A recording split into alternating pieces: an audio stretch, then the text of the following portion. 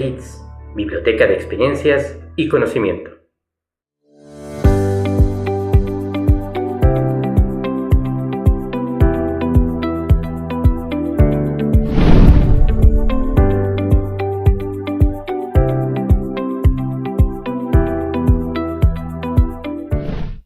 Bienvenidos a los webinarios del Hospital General de México Dr. Eduardo Lisiaga. Esta es una actividad que realizamos desde el Centro Electrónico de Información e Investigación Documental para la Salud como parte del programa académico de la Dirección de Educación y Capacitación en Salud. El día de hoy se abordará el tema de conceptos básicos de infarto al miocardio y para tal efecto contamos con la muy grata presencia del doctor Alejandro Chávez Fernández. ¿Cómo está, doctor? Buenas tardes, mucho gusto en estar nuevamente con ustedes, a la orden. El gusto es para nosotros. Bien, les comento rápidamente. El doctor Chávez Fernández es cardiólogo clínico, jefe de la Clínica de Cardiopatía Isquémica e Insuficiencia Cardíaca en este hospital. Es profesor de pregrado en la Facultad de Medicina de la Universidad Nacional Autónoma de México y una persona que viene colaborando desde siempre con la Dirección de Educación y en particular con este centro de información, lo cual agradecemos cumplidamente. Muchas gracias. Siempre muy amable, doctor. Pues de esta manera les animamos a que participen, a que hagan llegar sus comentarios, sus preguntas a través del chat para que al final el doctor pueda comentar al respecto. Pues de esta forma le dejamos en uso de la palabra. Gracias. Adelante, doctor. Bien, vamos a platicar en los próximos minutos sobre un tema que es particularmente importante, ya que tiene una elevada mortalidad si no se trata y diagnostica oportunamente, y es el concepto básico de los primeros auxilios cardiológicos en un paciente que tiene un problema de infarto al miocardio. En primer lugar, vamos a hablar de qué es el infarto al miocardio. El infarto al miocardio, como estamos viendo en la fotografía, es la muerte que llegan a sufrir las células cardíacas debido a la ausencia total de circulación, es decir, debido a una isquemia miocárdica prolongada. Entonces, con el tiempo esto genera necrosis, pero ojo, la necrosis no es inmediata, tarda un lapso de tiempo. Y ese lapso de tiempo actualmente lo podemos enfocar en el aspecto de liberar la obstrucción que está generando la obstrucción y poder disminuir al máximo la necrosis. Para entender lo que es un infarto al miocardio vamos a ver esta microfotografía. Es un corte transversal de una arteria coronaria. Tenemos una placa de ateroma que se forma aquí. Y lo más importante de la placa de ateroma es que hay una fractura, una ruptura y se forma un trombo oclusivo total. Este trombo oclusivo total llega a detener al 100% de la circulación coronaria y de esta manera conduce a necrosis. Sin embargo, tenemos un lapso de 4 a 6 horas para poder disolver el trombo y disminuir a el máximo la probable necrosis tisular que se presenta. Características que es bien importante: es un dolor precordial o retroesternal prolongado, más de 20 minutos, es intenso, es progresivo, puede tener manifestaciones acompañantes como sensación de muerte inminente, angustia, sudoración, náusea, vómito. El 30% de las personas que tienen un infarto no perciben el dolor. ¿Quiénes son estas personas que caen en este 30%? Básicamente 3 grupos de personas. Personas de edad avanzada por arriba de los 80 años, personas con polineuritis, pero sobre todo personas con diabetes que tienen polineuritis diabética. Un equivalente puede ser la disnea, el edema agudo pulmonar o la muerte súbita. Bueno, entonces, si analizamos qué es lo que pasa de bote pronto en una autopsia de un paciente que tiene un infarto, vamos a ver lo siguiente. El 95% tiene una obstrucción mayor del 95% de una arteria coronaria.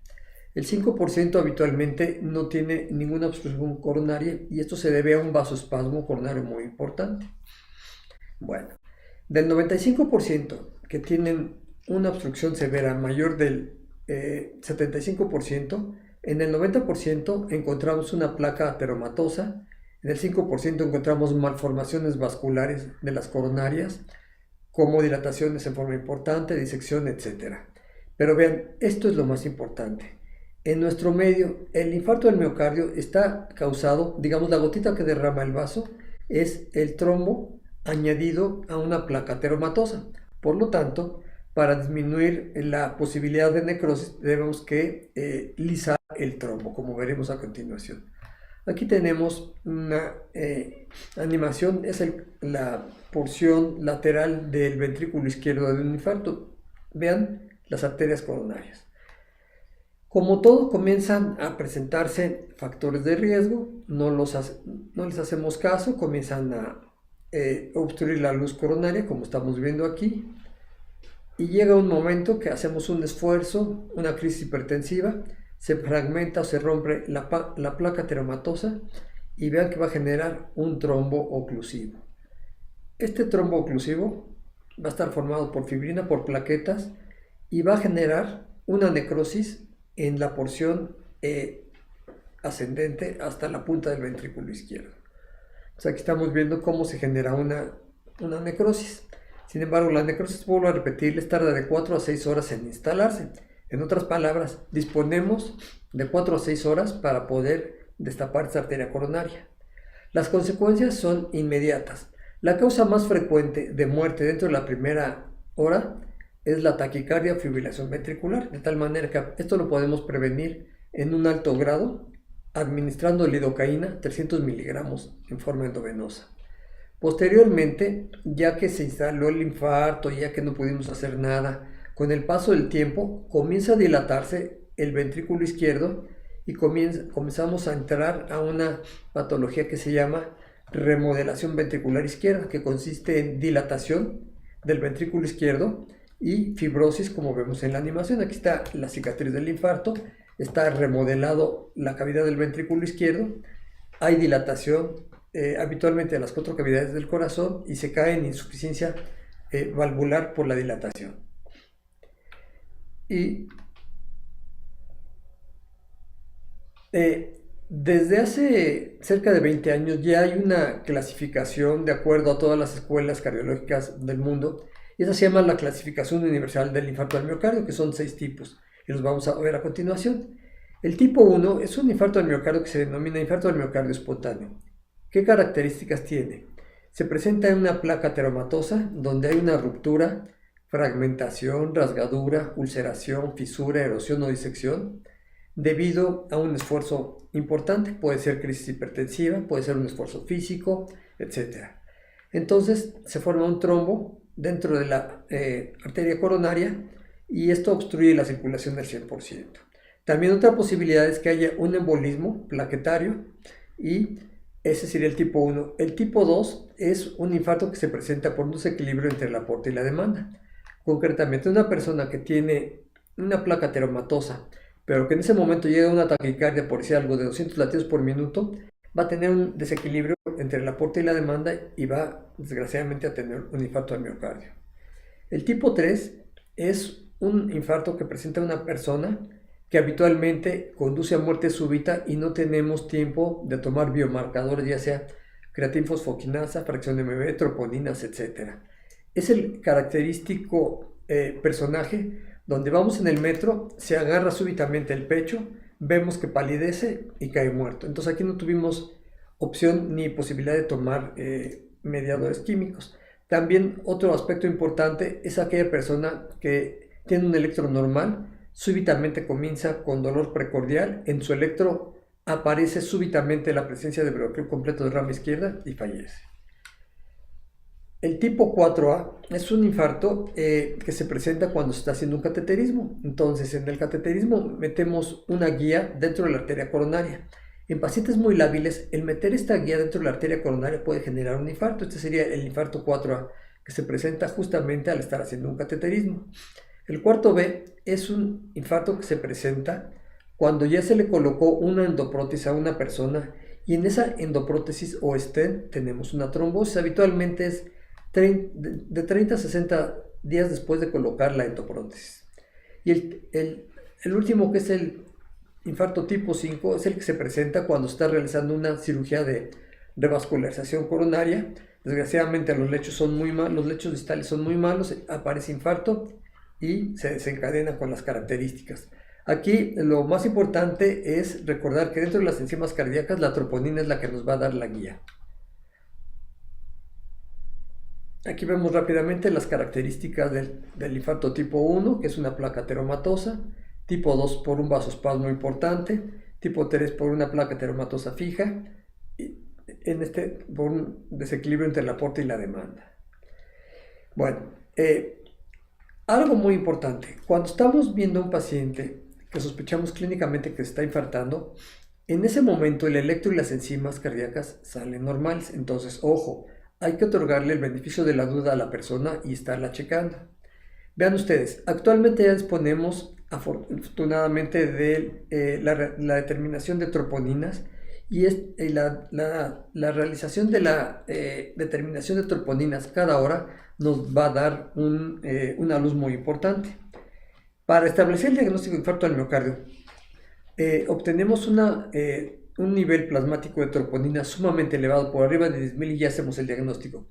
Pero si no es el caso, podemos estar haciendo una determinación cada hora de una troponina. Si aumenta más del 50% de acuerdo a la hora previa, establecemos el diagnóstico de infarto al miocardio. Otras enzimas que son importantes, la creatinfosfoquinasa, fracción total y fracción MB. Y esta que es muy importante, la deshidrogenasa láctica, es una enzima cardíaca que tarda de 7 a 10 días en elevarse, pero también tarda otros 7 a 10 días en disminuir. O sea, aquí lo importante es ver si ya se estabilizó el infarto y ver si ya está bajando la deshidrogenasa láctica. Vamos por otro lado al electrocardiograma.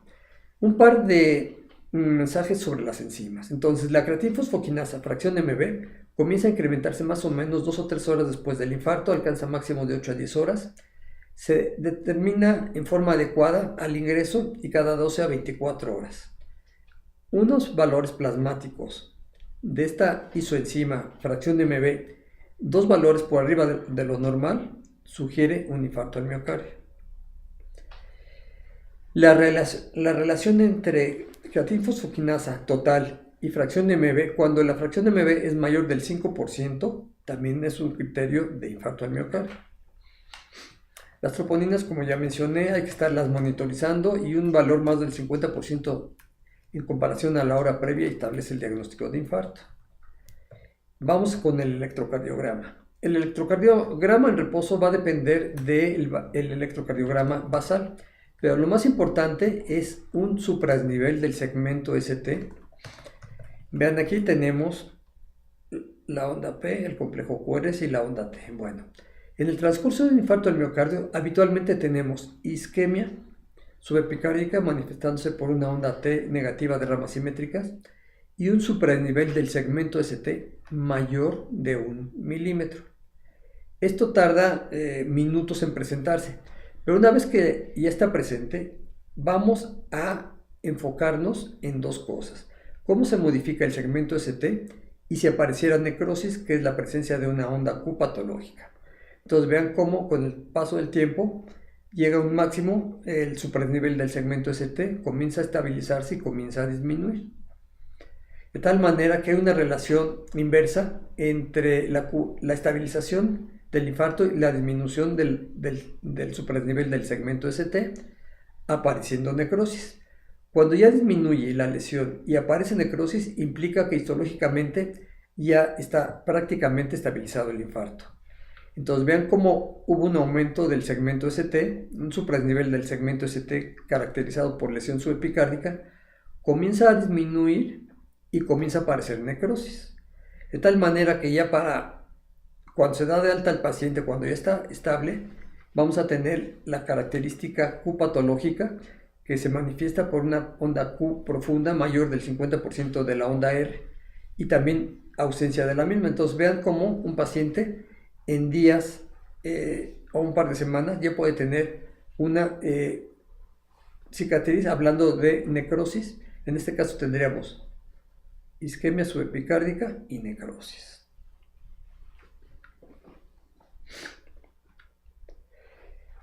También es importante ver la imagen en espejo. La imagen en espejo está dada por esta presencia de desnivel del segmento ST que se llama lesión subendocárdica. Cuando en un electrocardiograma tenemos las dos alteraciones, lesión subepicárdica y lesión subendocárdica, la lesión subendocárdica va a ser la imagen en espejo del infarto. Vean por ejemplo estos trazos. En este trazo en específico tenemos un infarto en evolución en D2 y D3 manifestándose por un supradesnivel del segmento ST, es decir, lesión subepicárdica. Pero en D1 tenemos imagen en espejo manifestándose por lesión subendocárdica. Este otro electro. Si lo vemos de primera instancia, a lo mejor no le encontramos nada, pero vamos a enfocarnos. Vean, D1, mínimo supradesnivel, pero al fin y al cabo supradesnivel, en D1, en ABL, en B2, B3, B4 y B5. Entonces, no queda duda que se trata de un infarto en evolución. Y este electro complicándose, vean, tenemos un gran supradesnivel del segmento ST en estos 5 complejos. Vemos que cae una extrasístole en la onda T, que desgraciadamente es el periodo vulnerable, y se genera una taquicardia ventricular. Esta taquicardia ventricular es helicoidal, es decir, tenemos complejos grandes y complejos pequeños. Llega un momento en que la taquicardia ventricular se convierte en fibrilación ventricular, sale en ritmo idioventricular lento y finalmente paro cardíaco. Este otro que es muy similar, vean D2, D3 y ABF tomados simultáneamente, enfoquen su atención en ABF. También cae una extrasístole sobre la onda T, se genera una taquicardia ventricular helicoidal, vemos complejos que se hacen grandes y se hacen chicos. En este tipo de pacientes, dentro de la primera hora del infarto, para evitar la taquicardia ventricular, vuelvo a repetir, lo ideal es administrar un bolo de lidocaína de 300 miligramos. Este otro caso, un paciente que tiene bloqueo de ramas, un infarto y queda con un bloqueo cardíaco completo. Y vean este otro. Tenemos un supradesnivel del segmento ST en B2, B3 y B4, pero ven esta onda T gigante negativa, picuda, de gran isquemia en B2, B3, B4, B5 y B6. La onda T isquémica está más grande que el complejo QRS. Este otro, vean, el infarto está en B2, B3, pero vean esta B4, vean el supradesnivel, mide 5, 10, 15, 20 milímetros. Entonces, obviamente este es un gran infarto al miocardio, habitualmente generan choque cardiogénico. Y no se nos debe pasar este electro. Y voy a adelantar algo. En ocasiones, y es muy frecuente en México, que el paciente presente un infarto al miocardio alejado, entre comillas, de la civilización o del centro de la Ciudad de México. Mientras le hablamos a emergencias, mientras llega a la ambulancia, tenemos que tratar al paciente. ¿Cuáles serían, digamos, los primeros auxilios cardiológicos para el paciente con un infarto? Ya mencioné que el factor más importante es la presencia de un trombo oclusivo que llega a ocluir toda la arteria coronaria. Entonces podemos dar inmediatamente medicamentos que traten de lisar o eliminar o fragmentar al trombo. Concretamente, ¿qué? Estamos en una zona alejada. Bueno, al menos en una zona alejada hay alguna farmacia. Entonces podemos comprar varias cosas. Primero, podemos darle aspirina, 500 miligramos, le sacamos la pastillita, la pulverizamos y el polvo hacemos que lo degluta a la persona. Al fragmentar la aspirina y convertirla en polvo, más o menos va a tardar entre 12 y 20 minutos de pasar a la circulación. Entonces, ya que le dimos la aspirina 500 miligramos, le vamos a dar otra carga, además con clopidogrel, que es otro antiadhesivo plaquetario, una carga de 300 miligramos. Entonces, fíjese, ya tenemos aspirina y clopidogrel. Lo siguiente que debemos de hacer es acostar al paciente, que esté en una posición cómoda, habitualmente en posición de semifowler, con la cabeza un poco levantada, y administrarle un analgésico. En ocasiones se trata muy bien al infarto, pero no se le da la importancia debida al dolor. El dolor por sí mismo, por muy bien que esté compensado el paciente, el dolor puede expandir el infarto. Entonces hay que darle un analgésico. En los libros, si abrimos cualquier libro, va a decir que le administramos morfina. Yo en 40 años nunca he encontrado una morfina, no he encontrado recetario de morfina, pero podemos darle ketorolaco o cualquier analgésico. Ya hay varios analgésicos sublinguales o administrados intramuscularmente. Y podemos darle isorbid o nitroglicerina sublingual para tratar de quitar el dolor durante el infarto al miocardio y mejorar la vasodilatación de la arteria coronaria, y ya esperar a que venga la ambulancia, el helicóptero, lo que quiera. Ya que llega a una unidad cardiológica, vamos a establecer lo que se llama el código de infarto.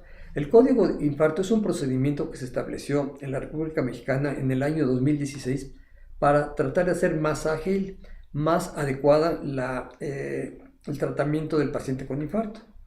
Entonces llega el paciente y vamos a evaluarle con todos los procedimientos, con todas las estimaciones del riesgo. Vean estos dos riesgos que podemos verlos clínicamente. El más característico es la tarificación de TIMI. Esta tarificación de TIMI evalúa la posibilidad de muerte, de reinfarto o de choque cardiogénico.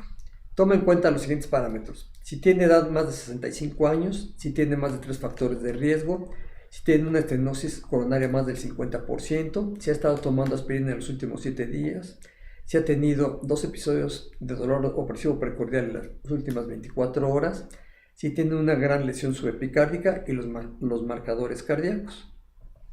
Entonces vean que, de acuerdo a lo que mencioné, entre más parámetros tenga, va a hacer un pronóstico de acuerdo si tiene muerte intrahospitalaria, muerte a los 6 meses o bien reinfarto al miocardio.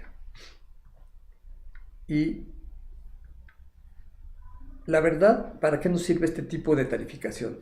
Para evaluar el riesgo a 14 días de presentar muerte de cualquier cosa, infarto del miocardio recurrente, isquemia recurrente que requiera cirugía de revascularización urgente. Bueno, aquí lo tenemos, la clasificación de TIMI. De acuerdo a cada parámetro le damos de 2 a 3 puntos. Vean que idealmente lo ideal sería 0 puntos, lo más 14 puntos. Como mencioné, quitar el dolor para que no haya expansión del infarto, tranquilizantes, dar un suplemento de oxígeno que siempre es útil.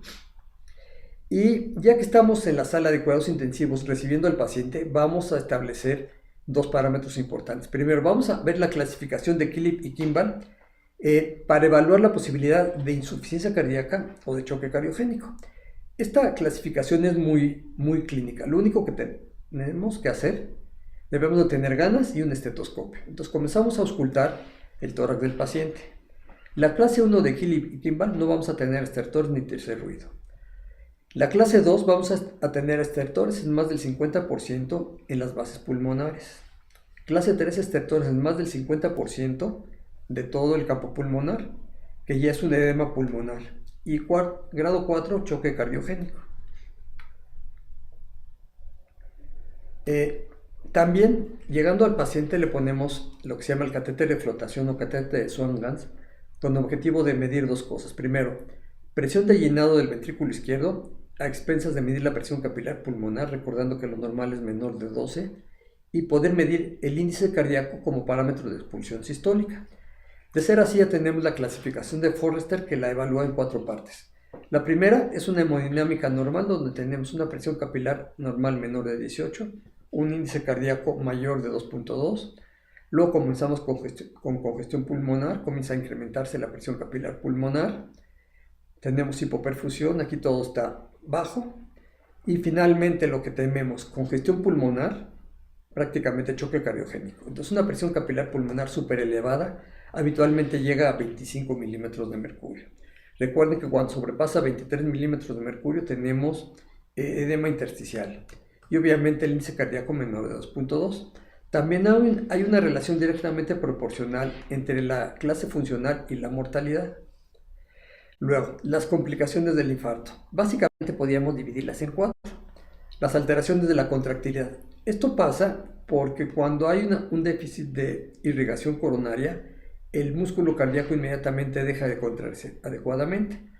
Dependiendo del tiempo podemos tener necrosis tisular, inestabilidad eléctrica o inflamación. Y esto nos va a dar, a través de múltiples mecanismos, podemos tener embolismo en territorio cerebral vascular, básicamente por trombosis ventricular, choque cardiogénico, insuficiencia cardíaca o taponamiento. Y lo que les mencionaba, la clasificación de Forrester nos sirve para evaluar el pronóstico. Vean el estado, la característica de la presión capilar pulmonar, el tratamiento y la mortalidad. Si está normal, tenemos una mortalidad menor del 5%. Si está en un estado hiperdinámico donde el tratamiento de elecciones betabloqueadores, menos del 5%. Hipovolemia, ya se eleva al 8%. Pero vean estos tres últimos. Falla ventricular izquierda, la mortalidad del 10 al 20%. Insuficiencia cardíaca grave, hasta el 40%. Choque cardiogénico, más del 60%. También gracias a dispositivos como el balón de contrapulsación aórtica, el choque cardiogénico en este contexto ha podido disminuirse al 50%, que ya es mucho. Luego, algo bien importante, estamos hablando del infarto. El tiempo para resolver el infarto es tiempo salvado. ¿Cómo podemos reabrir esta arteria? Mediante dos métodos, la angioplastía primaria o la fibrinolisis. En 20 minutos de ocluida de una arteria coronaria comienza a establecerse muerte por isquemia prolongada. 2 a 6 horas después de la oclusión ya hay prácticamente necrosis completa. Por eso estoy haciendo hincapié en que tenemos una ventana del tiempo menor a 6 horas para tratar de abrir esta arteria coronaria. Cuando llega el paciente, si lo vimos, está perfecto, pero si estamos en la sala de cuidados intensivos, si nos llega un paciente con dolor opresivo precordial, evaluamos dos cosas: el supraesnivel del segmento ST y las enzimas. Si no tiene enzimas elevadas, habitualmente se trata de una angina inestable. Si tiene enzimas elevadas de las características que les mencioné, pues se trata de un infarto en evolución. Y aquí depende del tiempo y de la disponibilidad de la sala de cuidado de hemodinamia para hacer la angioplastía. Pero vean el problema al que nos enfrentamos diariamente. Alguien se infarta, no sé, por decir algo, en Ecatepec y quiere llegar al Instituto de Cardiología. ¿Cómo? En menos de 20 minutos, ¿cómo? Entonces, recuerden que en el infarto lo más importante es la rapidez. El tiempo es miocardio salvado. Bueno, entonces, vean de acuerdo a todas las guías cardiológicas a nivel mundial, utópicamente, ¿cómo podríamos constituir o tratar un paciente? Tomar un electrocardiograma en menos de 10 minutos que comenzó el dolor. Iniciar el monitoreo en forma importante, recolectar muestras para determinación de biomarcadores, hacer derivaciones especiales, sobre todo en la espalda, llegando de B7 a B9 o en precordiales derechas en casos de infarto del ventrículo derecho, de ser posible un ecocardiograma. Y vean el algoritmo. Inicia una persona con dolor opresivo precordial, el tiempo entre la aparición del dolor y el primer contacto médico debe ser menor de 10 minutos. Hacer el diagnóstico, pues obviamente menos de 10 minutos. Y de aquí en adelante, tratar de abrir esta arteria, ya sea con angioplastía, con fibrinolisis o con ambas. Los tiempos ideales: primer contacto médico, a tomar un diagnóstico y obviamente mediante electro, menos de 10 minutos. Para fibrinolisis, menos de 30 minutos. Para angioplastía, menos de 60 minutos. Si es angioplastía primaria, podemos llegar hasta los 90 minutos. Si no se hace fibrinolisis y se hace angioplastía, hasta 120 minutos. En caso de fibrinolisis que tenga bastante éxito, para angiografía y colocación de una endoprótesis, hasta 24 horas. Y vean aquí el tiempo. Si estamos en menos de una hora, lo ideal sería la angioplastía primaria. Si ya pasaron 2 horas, angioplastía de rescate. Si ya le hicimos fibrinolisis, vamos a realizar angioplastía en forma precoz o una estrategia fármaco-invasiva dentro de las primeras 24 horas. Entonces,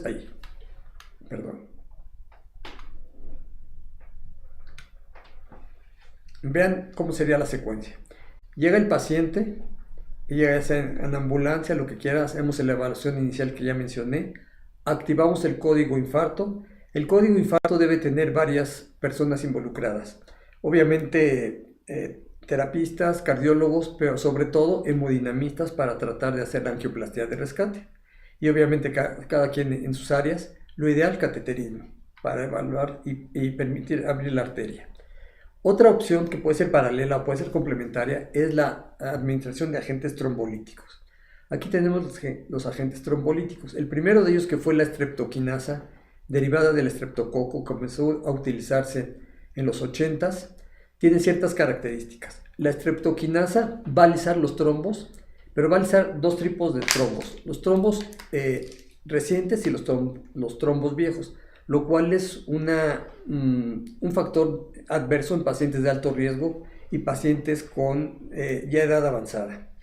Se prefieren estos tres van a ser activadores del plasminógeno tisular recombinante, y estos tres tienen la característica de solamente generar o disolver un coágulo, disolver el trombo únicamente en trombos recientes. La dosis aquí la estamos viendo de streptokinasa, habitualmente es en dos partes: primero 750.000 unidades y a la siguiente media hora el resto. Con los factores activadores del plasminógeno de 100 miligramos, 10 unidades o 30-50 miligramos. Lo más importante, si administramos un fibrinolítico, ¿qué porcentaje de mejora del diámetro de la arteria podemos recuperar? Vean, la permeabilidad con la streptokinasa del 50%, pero con los activadores del plasminógeno 75%. El flujo con streptokinasa, un flujo adecuado normal solo del 32%, en los demás del 54 al 60%. Con cualquier fibrinolítico la mortalidad es baja, del 7%, el sangrado menor al 1%. La única limitante sería el costo. Aquí estamos viendo los costos. Y pues con eso espero que haya sido una pincelada para despertar conciencia y para que sirva para mejorar el diagnóstico y por supuesto la sobrevida del paciente con un infarto al miocardio. Si hay alguna duda, algún comentario, con todo gusto lo contestaré. Perfecto, pues muy amable doctor por su ponencia. Agradecemos mucho ahí las reacciones de Biblioteca CIES, Shari, David, Dante, Liliana, Dani. Pues bueno, a todos ellos también nuestro agradecimiento. Doctor, bueno, pues mencionaba, ¿no?, esta importancia de comenzar la atención incluso antes de llegar al hospital, sí, ¿no? Prehospitalaria, sí, claro.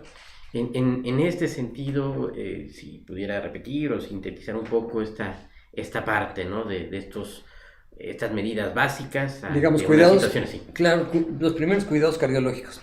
Estamos alejados de la circulación de la civilización. Estamos viendo un paciente que está infartando. Vamos a colocarlo en la posición más cómoda, con la cabeza un poquito levantada. Vamos a aflojar todos los elásticos que pueda tener. De ser posible, le podemos administrar un suplemento de oxígeno, una mascarilla o una bombilla, lo que haya a la mano. Segundo lugar, 2 antiadhesivos plaquetarios. Aspirina 500 miligramos pulverizada y tomada, y 400 miligramos de clopidogrel. Se ha visto que la administración temprana de aspirina y clopidogrel puede lisar el trombo entre un 8 o un 12%. Y si no logramos lisar el trombo, al menos evitamos que el trombo esté más y que obstruyendo la arteria coronaria, de tal manera que al hemodinamista le podemos hacer más fácil el trabajo. Segundo lugar, un analgésico que es bien importante, del que tengamos. Puede ser ketorolaco sublingual de 30 miligramos, ketorolaco administrado endovenosamente, intramuscularmente.